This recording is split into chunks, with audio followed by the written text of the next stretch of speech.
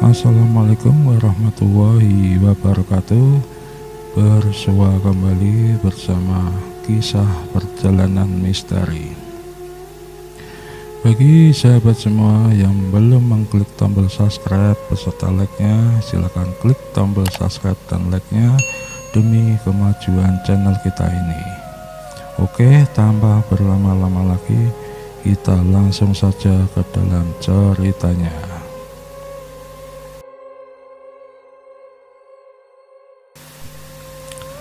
Pada cerita kali ini, admin beri judul Pesugihan Pedagang Mie Ayam.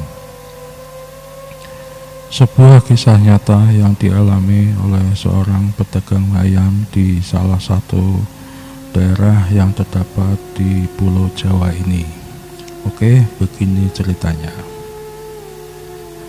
Siang itu, waktu menunjukkan pukul 12:30 siang.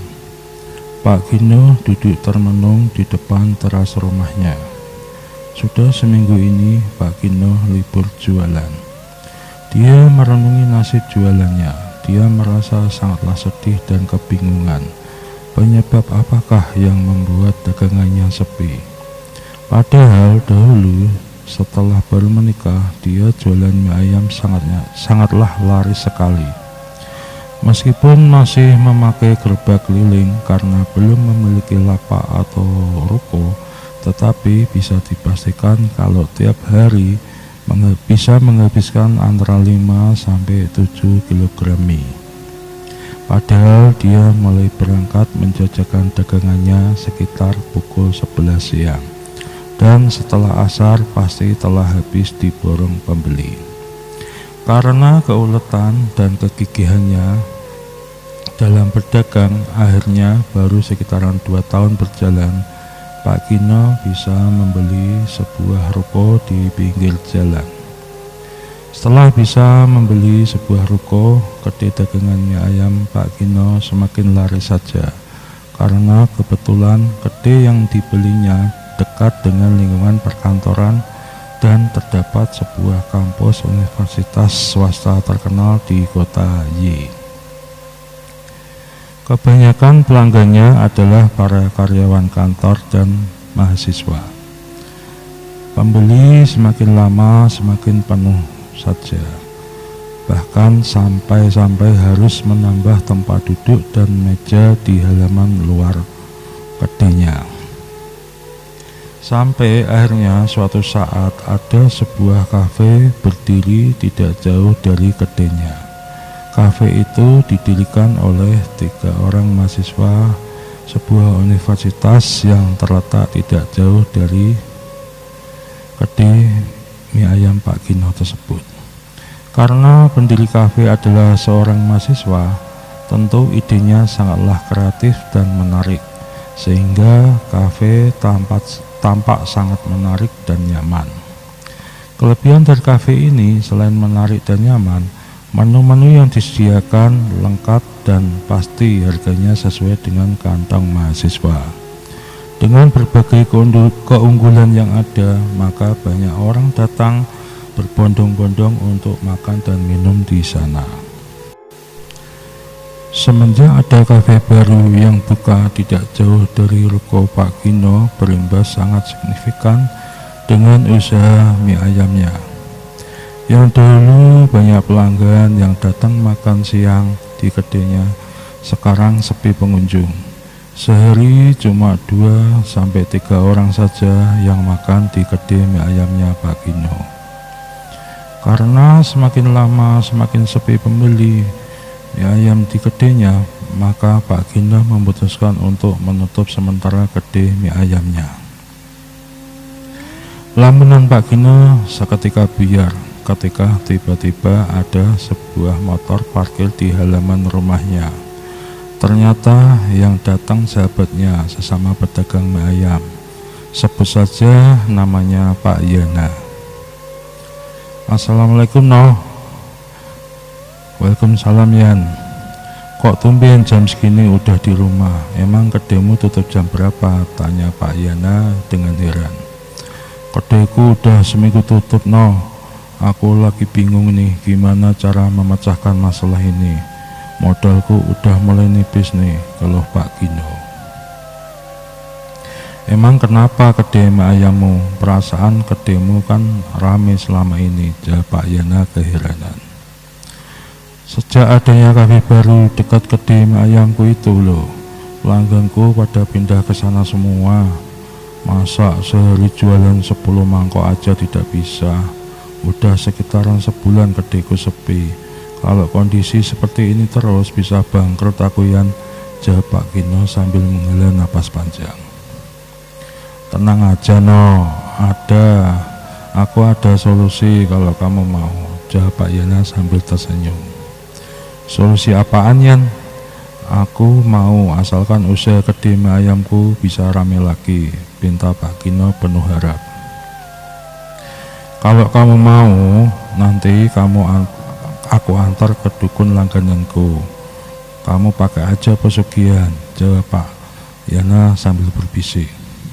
Jujur aja aku selama ini pakai pesugihan Pak.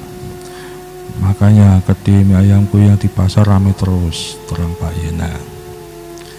Adakah tumbal yang harus disiapkan Yan jika aku pakai pesugihan kayak kamu? Tanya Pak Gino penasaran. Tenang aja no, pesugihan ini nggak pakai tumbal kok. Kamu tahu kan kapan aku pernah menumbalkan keluargaku? Selama ini mereka baik-baik aja dan kedaiku tetap ramai sampai sekarang, terang Pak Yana. Oke lah kalau gitu, nanti malam kamu antar aku ke tempat dukunmu itu. Moga-moga ada jodoh biar kedai mie ayamku bisa ramai lagi, ajak Pak Gino. Setelah berbincang, lalu Pak Yana pamitan pulang. Sepulangnya sahabatnya itu, wajah Pak Gino mulai berseri-seri. Ada secercah harapan untuk menyelamatkan usaha kedai mie ayamnya. Singkat cerita, malam harinya sekitaran pukul 8 malam, Pak Yana telah datang. Setelah mengobrol sebentar, akhirnya mereka berdua berboncengan menuju ke rumah dukun langganan Pak Yana. Sekitaran 1 jam perjalanan, mereka berdua telah sampai di rumah dukun yang dimaksud Pak Yana tersebut. Sebut saja nama dukun itu Mbah Marjo.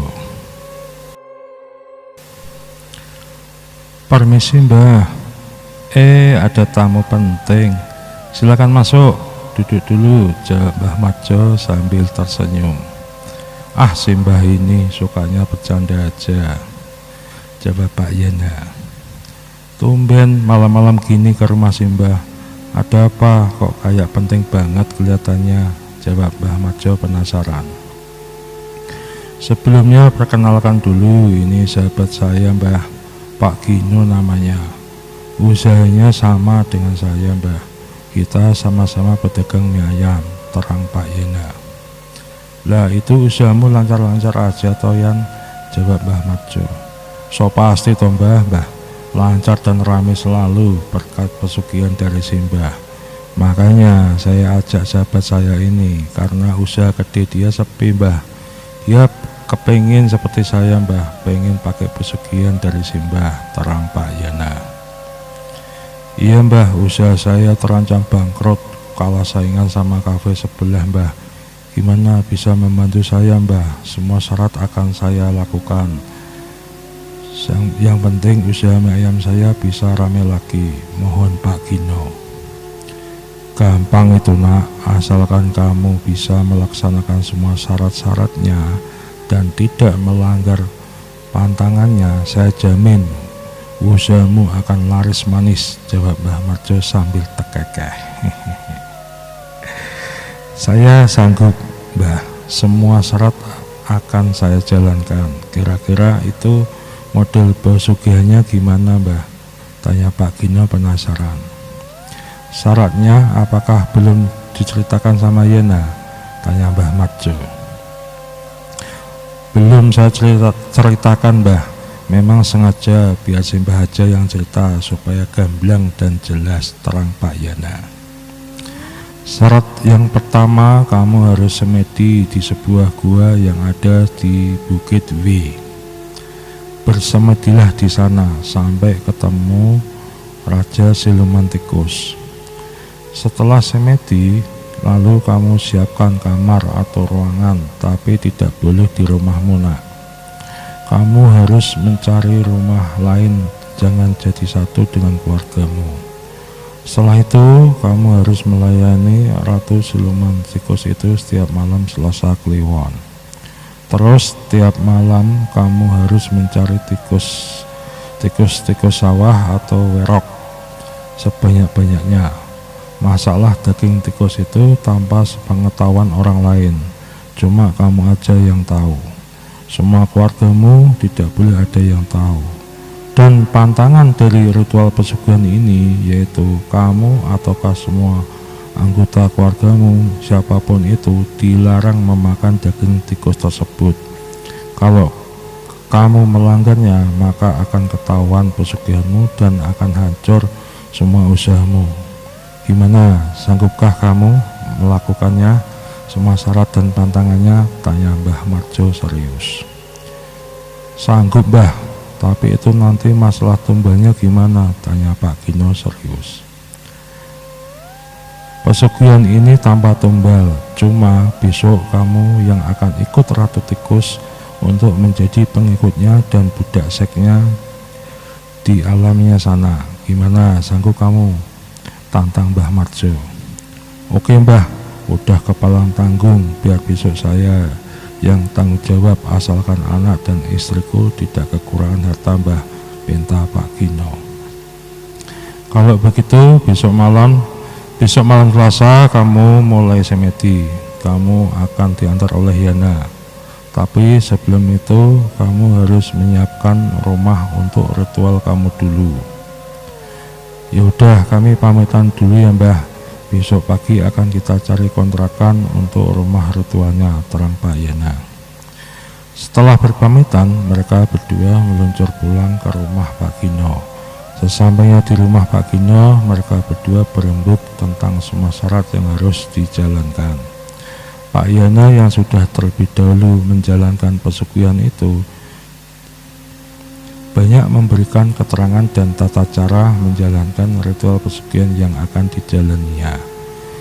Setelah selesai mengobrol, Pak Yana pamitan pulang dan berjanji kalau besok pagi akan datang lagi dan sama-sama mencari rumah kontrakan sebagai tempat ritual pesugihannya. Esok harinya sekitaran pukul 9 pagi, Pak Yana sudah datang ke rumah Pak Gino. Setelah ngopi dan ngobrol sebentar, mereka berdua berangkat muter-muter kota Y untuk mencari kontrakan yang cocok untuk ritual pesugihannya. Dari rumah ke rumah kontrakan telah didatanginya, tetapi masih belum ketemu rumah yang cocok. Sampai akhirnya ketemulah sebuah rumah dekat aliran sungai dan di sampingnya terdapat sebuah kebun kosong milik warga. Melihat posisi dan situasinya, mereka merasa cocok sama rumah kontrakan tersebut. Maka segera mereka bayar rumah itu dan rencananya besok paginya akan langsung dirapi-rapikan. Setelah menyelesaikan pembayaran, mereka berdua pulang ke rumah Pak Gino. Singkat cerita, esok harinya Pak Gino langsung berangkat ke rumah kontrakannya. Dia menyiapkan kamar ritualnya dan menyiapkan dapur untuk memasak daging tikus campuran mie ayamnya. Setelah semua beres, Pak Gino beristirahat di ruang tamu sambil ngopi dan merokok rokok kretek kesukaannya. Sekitaran pukul 2 siang, Pak Yana mendatangi kontrakannya itu. Tidak begitu lama, mereka terlibat obrolan yang serius sambil ngopi santai. Noh, nanti rumah ini kamu jadikan tempat ritual pesugihanmu. Kamu harus jaga rahasia, jangan sampai ada keluarga ataupun tetangga yang tahu perihal pesugihan kita ini, ucap Pak Yana serius. Oke Kang, tapi yang saya heran nanti daging tikus itu kalau dicampur sama daging ayam Apa nggak ketahuan pembeli? Tekstur dagingnya kan beda, tanya Pak Gino kebingungan. Tenang aja no, dulu pertama kali aku memang pernah penasaran kayak kamu itu. Tapi nanti daging itu setelah dimasak serta dibacakan mantra dan kamu ludahi, daging tersebut akan berubah menjadi daging ayam yang sangat enak, gurih, dan lezat kalau dimakan pelanggan kita. Aku berani jamin, kalau semua pelanggan yang sudah mencicipinya pasti akan ketagihan. Dulu pertama saya cobain ke tetangga, dan tetanggaku itu setiap hari ketagihan makan mie ayamku, bahkan sampai membungkus dibawa pulang. Yakin Pak Yena? Oh gitu toh. Tadinya aku gambang dan takut kalau ketahuan tetangga dan pelanggan kuyan. Tapi setelah mendengar pengalamanmu itu, aku jadi yakin dan mantap untuk menjalankan pesugihan ini. Jawab Pak Gino semakin yakin. Udah, tenang aja. Asalkan kamu tidak melanggar pantangan, aku pastikan aman. Kau lihat aja, nyatanya aku sudah 4 tahun menjalankan pesugihan ini aman-aman aja. Malam Selasa besok kamu siap-siap untuk bersemedi di gua yang nanti aku tunjukkan. Persiapkan fisik serta mentalmu, dan kamu harus yakin kalau kamu akan berhasil. Karena kalau kamu sukses menjalankan ritual pesugihan ini, kamu harus siap mensetubuhi Ratu Tikus penguasa gua itu, ucap Pak Yana. Itu cantik kan, Yan? Ratunya. Aku takut kalau pas melakukan persetubuhan dia berubah menjadi seekor tikus, jawab Pak Gino penasaran. Tenang aja, sang ratu sangatlah cantik dan menawan. Harum bau tubuhnya dan enak banget permainannya.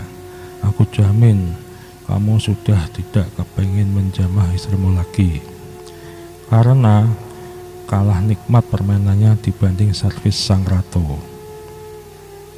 Jujur aja no, aku sampai sekarang aja jarang menjamah istriku. Dan dengar-dengar kata orang-orang istriku selingkuh sama lelaki lain. Tapi itu tidak masalah bagiku. Di mataku dia sudah bukan lagi menjadi istriku lagi. Sejak saat itu aku lebih banyak mencari perawan-perawan di luar sana. Perempuan kalau dimanjakan dengan kemewahan pasti akan bertekuk lutut di hadapan kita no. Sudah lebih dari 40 perempuan perawan telah kutiduri, dan ada beberapa dari mereka yang hamil anakku. Tapi semua itu tidak ada yang hidup. Semua anakku hasil perselingkuhan meninggal semua. Kalau menurutku baguslah, karena tidak akan membuat repot hidupku ini. Itu semua berkat uang dan uang no. Uang adalah dewa di hidupku. Yang penting aku udah punya 1 orang anak dari istri sahku, terang Pak Yana panjang lebar. Yan, kalau kamu memang kaya, banyak duit, kenapa kamu tidak beli motor baru dan mobil baru layaknya orang kaya yang lain, tanya Pak Gino heran. Kalau masalah motor atau mobil, sebenarnya lebih dari cukup uangku untuk membelinya. Tetapi memang itu tidak diperbolehkan oleh sang ratu. Tapi zaman sekarang sudah banyak taksi dan rental mobil. Ngapain harus membeli, rental aja sudah cukup, malah tidak repot, tegas Pak Yana sombong. Mendengar semua cerita yang serba enak dan indah dari sahabatnya itu, perasaan Pak Gino semakin mantap hatinya untuk menjalankan ritual pesugihan ini. Selepas maghrib, mereka berdua mengakhiri obrolannya. Kemudian mereka berdua berpisah untuk kembali ke rumah masing-masing.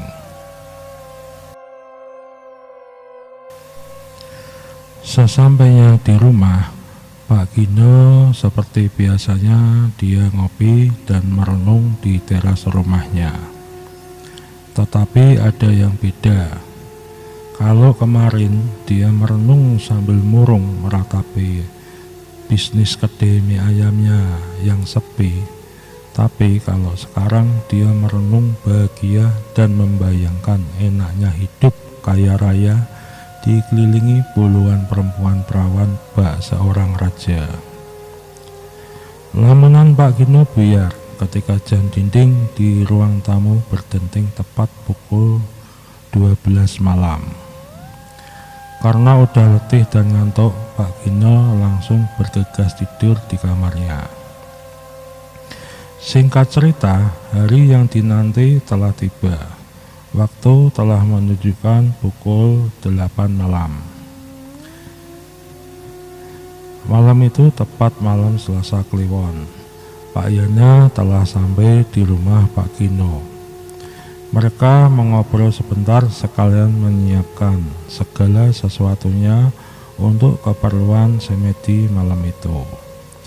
Setelah dirasa cukup, Pak Gino berpamitan kepada istrinya dan anak semata wayangnya yang masih berumur 7 tahun, dan dia berpesan kalau dia akan keluar kota selama 1 bulan. Setelah berpamitan, mereka berdua berangkat menaiki taksi yang telah dipesan oleh Pak Yana. Perjalanan menuju ke gua tempat semedi bisa ditempuh sekitaran 2 jam. Tepat pukul 10:30 malam, mereka telah sampai di lokasi. Setelah membayar taksinya, mereka mulai berjalan menaiki sebuah bukit. Mereka berjalan kaki menaiki bukit tersebut selama 30 menit. Akhirnya mereka telah sampai di mulut gua tujuannya. Setelah sampai, mereka beristirahat sebentar melepas lelah. Dirasa cukup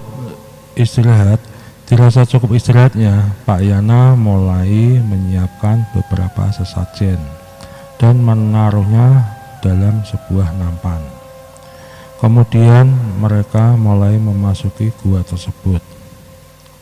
Tidak begitu lama mereka menemukan sebuah cerukan berisi air. Dalam cerukan itulah Pak Gino mandi membersihkan diri sebelum memulai semedinya. Setelah mandi, Pak Yana mulai mengajak jalan lagi lebih dalam menyusuri gua. Sekitar 15 menitan mereka menemukan sebuah altar, dan di atas altar itulah Pak Gino harus bersemedi memohon kepada penguasa gua untuk membantu usahanya biar laris manis.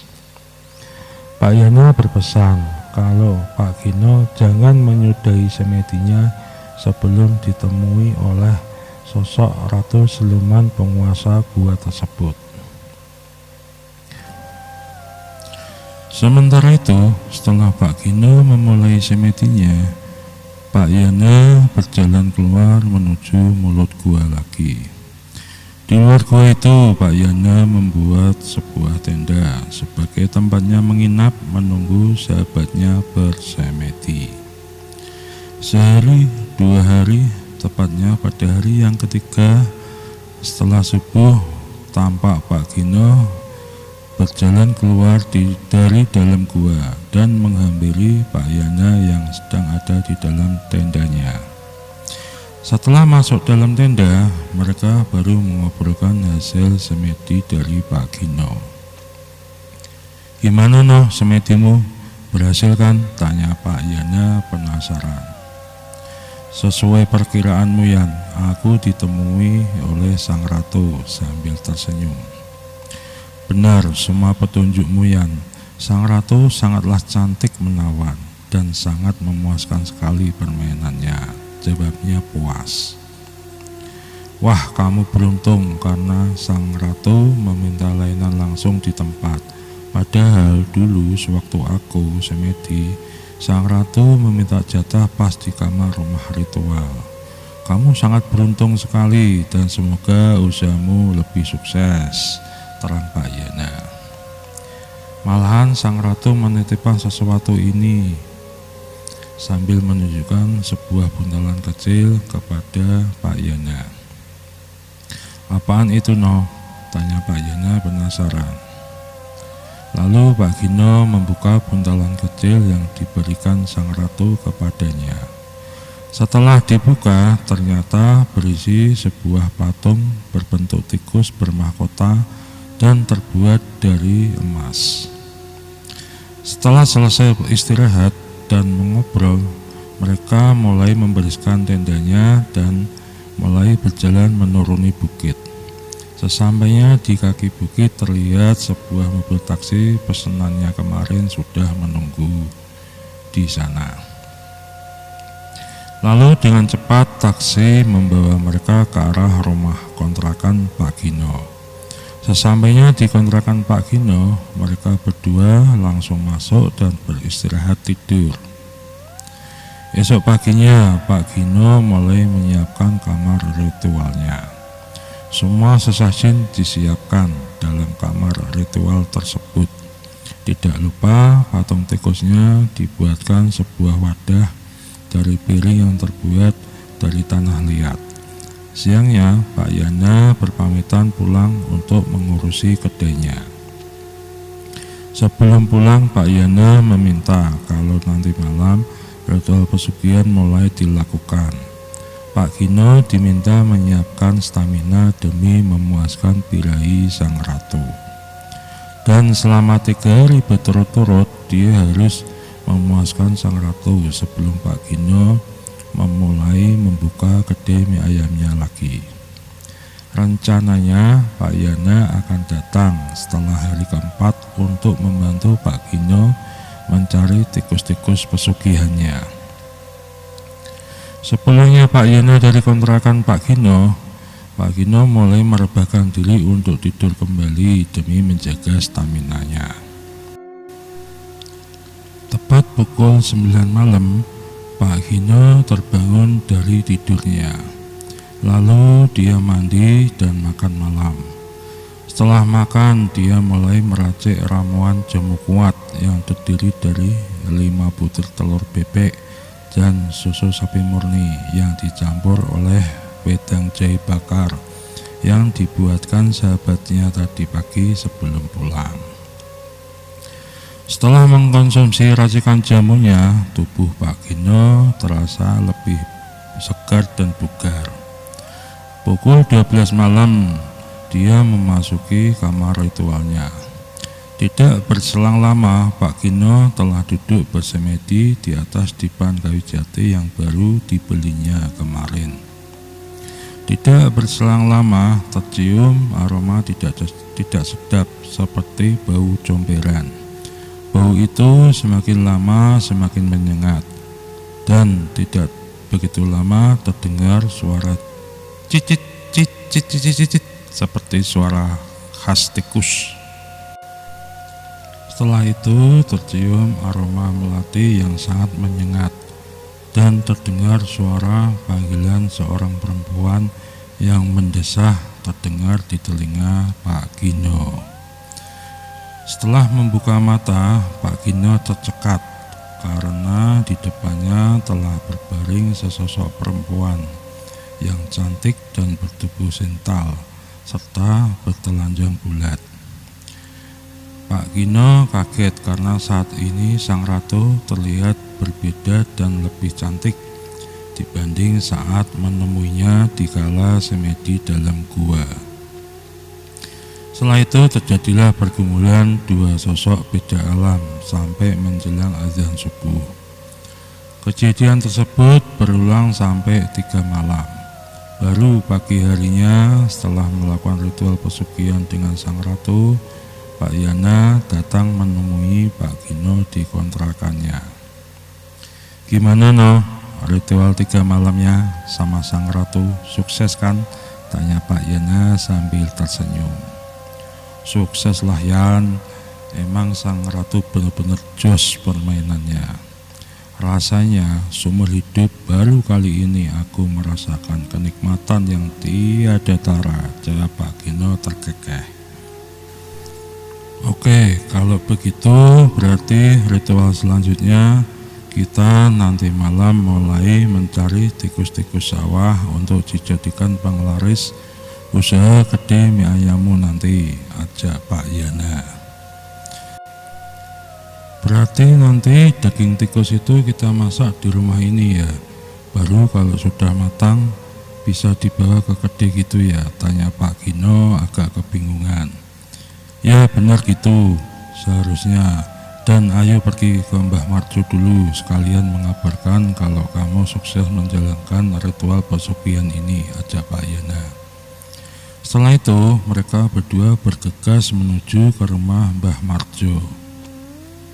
Sebelum sampai di rumah Mbah Marjo, disempatkan dulu membeli oleh-oleh kesukaan Mbah Marjo. Setelah mendapatkan oleh-oleh, mereka langsung menuju ke rumah Mbah Marjo.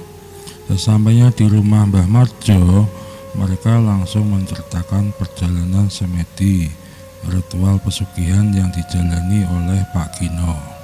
Dengan sumringah, Pak Gino bercerita kalau dia sangatlah puas atas layanan sang ratu. Sekali lagi Mbah Marjo berpesan kalau jangan sampai melanggar pantangan pesugihan ini. Sehabis maghrib, mereka berdua berpamitan ke Mbah Marjo untuk melanjutkan ritual berikutnya, yaitu mencari tikus sawah yang akan dijadikan menu andalan kedai mie ayam Pak Gino. Setelah sebulan Pak Gino meninggalkan keluarganya, dia kembali ke rumahnya dan membuka kedai mie ayam dagangannya. Hari pertama buka, dia mengadakan promo besar-besaran dengan cara mendiskon 50% harga makanan mie ayamnya dan bonus 1 botol air mineral sebagai cara menarik pelanggannya lagi. Hari pertama jualan dagangannya ludes terjual semua dalam waktu 2 jam saja.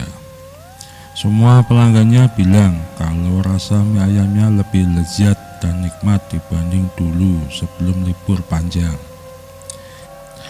Hari pertama jualan memang tidak didapat untung sama sekali, karena sengaja sebagai titik awal menarik pelanggan.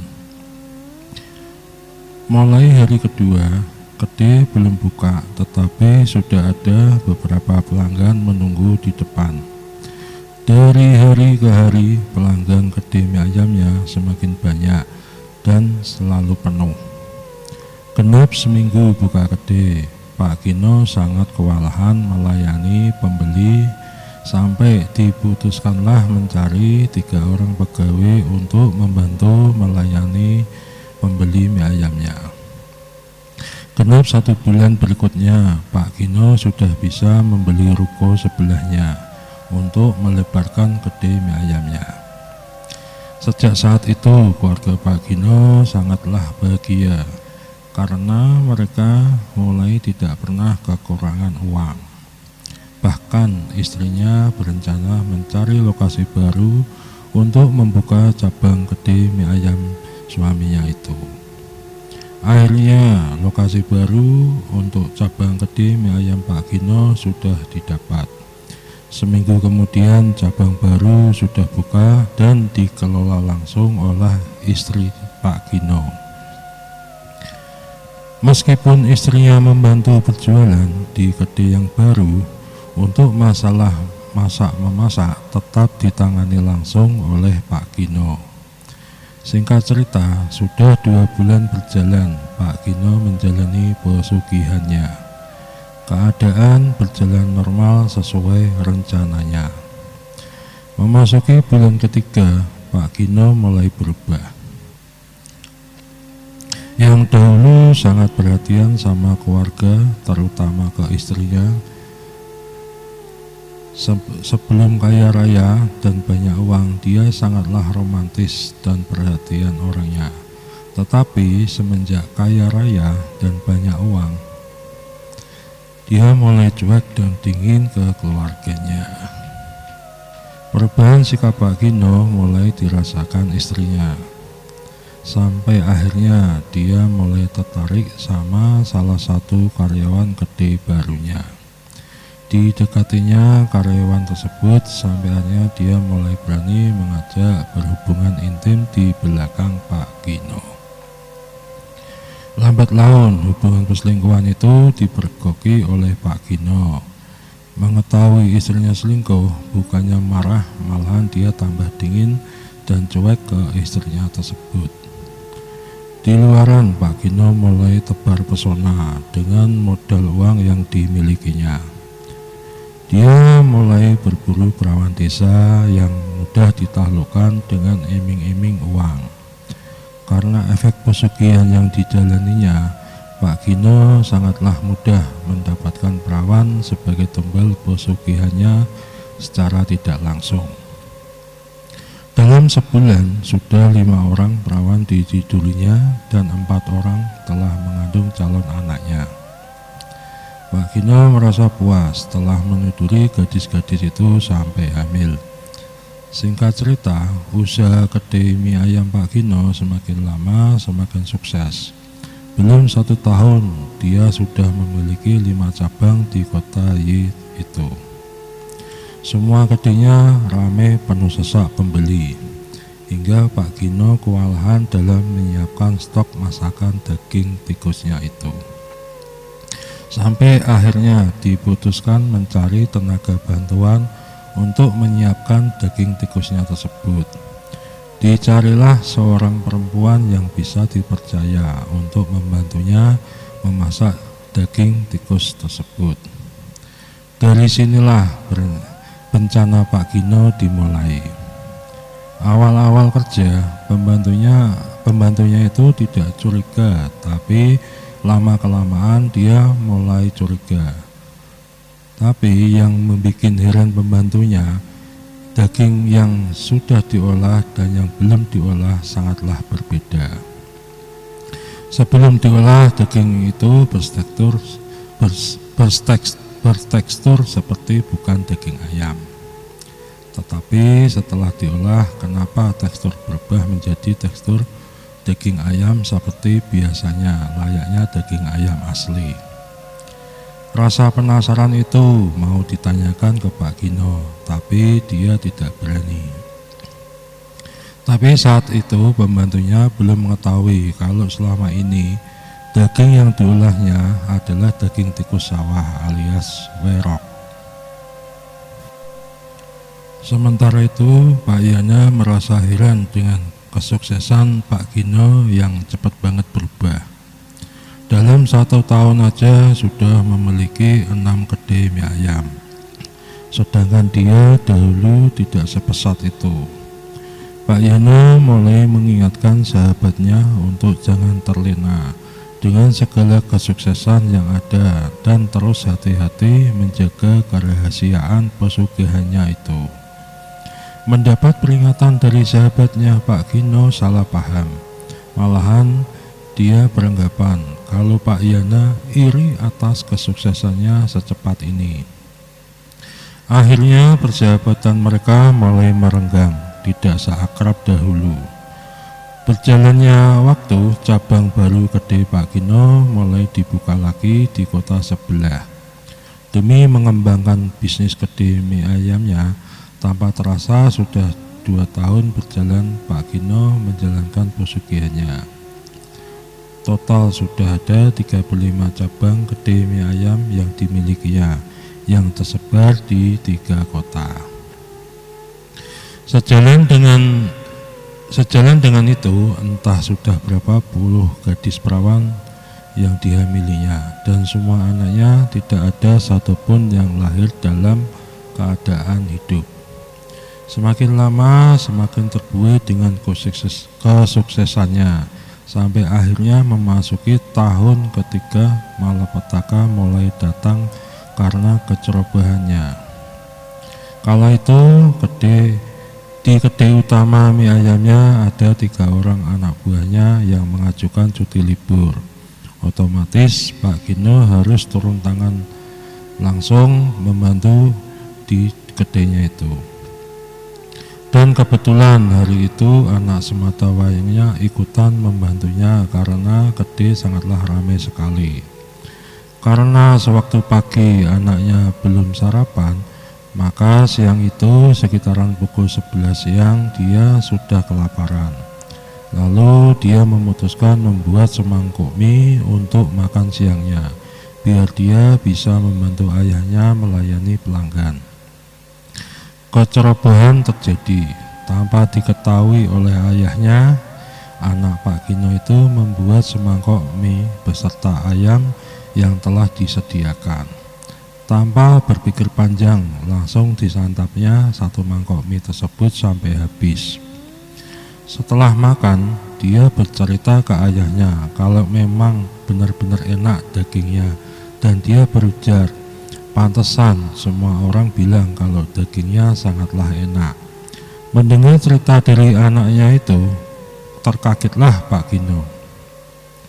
Dimarahinya anaknya habis-habisan sampai beberapa orang yang ada di kedainya membantu meredam kemarahannya.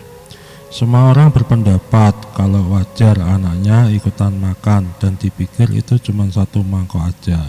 Dan itu tidak akan membuat rugi, tetapi kenapa Pak Gino sebegitu murkanya? Dari sini orang-orang mulai curiga, ada sesuatu apakah kok sampai murka kayak gitu? Padahal yang makan itu kan anaknya sendiri, bukan orang lain. Siang itu Pak Gino panik dan langsung pergi menuju ke rumah Mbah Marjo.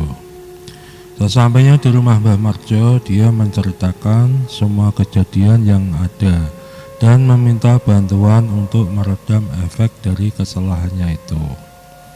Tetapi Mbah Marjo menjawab kalau dia tidak bisa membantunya sama sekali, karena itu kesalahan fatal, dan menyuruh pergi Pak Gino dari rumahnya. Dalam kebingungannya, dia teringat akan sahabatnya Pak Yana. Ditemuilah Pak Yana di rumahnya, dan sesampainya di sana, dia menceritakan semua kejadian yang dialaminya tadi. Pak Yana cuman tersenyum kecut dan berkata kalau dia sudah pernah mengingatkannya, bahkan sampai dituduh iri akan kesuksesan Pak Gino tersebut. Sahabatnya itu sudah angkat tangan, tidak bisa membantunya lagi, justru malah mengusir Pak Gino pulang dari rumahnya. Pagi harinya Pak Gino masih ikut membantu di kedai utamanya karena karyawannya masih cuti. Musibah terjadi siang itu. Di saat kedai sedang ramai pembeli, ada salah satu pembeli yang menjerit histeris. Karena ketika hendak memakan mie ayam yang baru aja disajikan, dan yang kebetulan hari itu Pak Gino sendiri yang menyajikannya, melihat sebuah buntut tikus di balik mie ayamnya tersebut. Pertama dia mengira itu ceker ayam, tetapi begitu diamatinya secara seksama, baru ketahuan kalau itu adalah sebuah buntut tikus. Hebohlah semua pembeli siang itu. Dan mereka semua rame-rame mengecek mie di mangkoknya. Ditemukan ada 7 buah mangkok yang terdapat buntut tikusnya. Akhirnya semua pembeli marah dan mengejar Pak Gino. Karena masa semakin lama semakin beringas, akhirnya Pak Gino tumbang juga. Siang itu Pak Gino tewas di kedainya dengan kondisi yang sangat mengenaskan. Melihat Pak Gino sudah tewas, masa akhirnya membakar kedainya itu. Hari itu sejarah pelaku pesugihan tewas mengenaskan dan terbakar bersama harta hasil pesugihannya. Berita semakin cepat menyebar, sampai semua kedai cabang-cabangnya yang di luar kota ikutan dibakar massa.